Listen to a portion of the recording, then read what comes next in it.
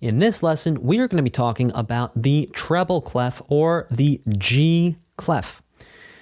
We already had a clef, that was the percussion clef. This is a new and different clef. So it's going to take the place of a percussion clef. We're never going to have a percussion and a treble clef. We're just going to have a treble clef. Now, the treble clef shows us that we're using notes, that we're using pitches. We're no longer just concerned about the rhythm. We're really showing that there's going to be a difference between low sounds and high sounds, and we care about the difference between low sounds and high sounds with the treble clef. Now, the treble clef actually also is known as the G clef, and there's an interesting reason why.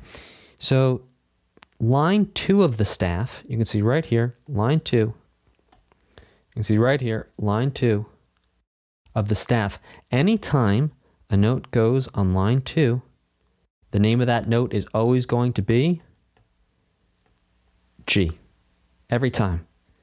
And so because the treble clef curls, see that? It curls around line 2 of the staff.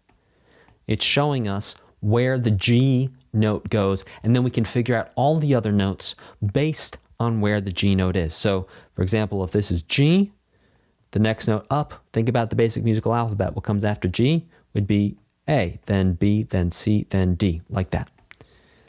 But don't worry about that just yet. We'll get to that in the next lesson.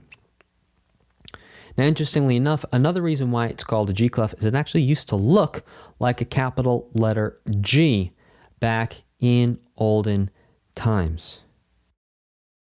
So, the treble clef shows us that instead of rhythm, we're now talking about notes. We're talking about pitches. Now, we care not just if there's sound or silence, but we care about the pitch of the sound. We care if the sound is high. We care if the sound is low. This is now part of the conversation.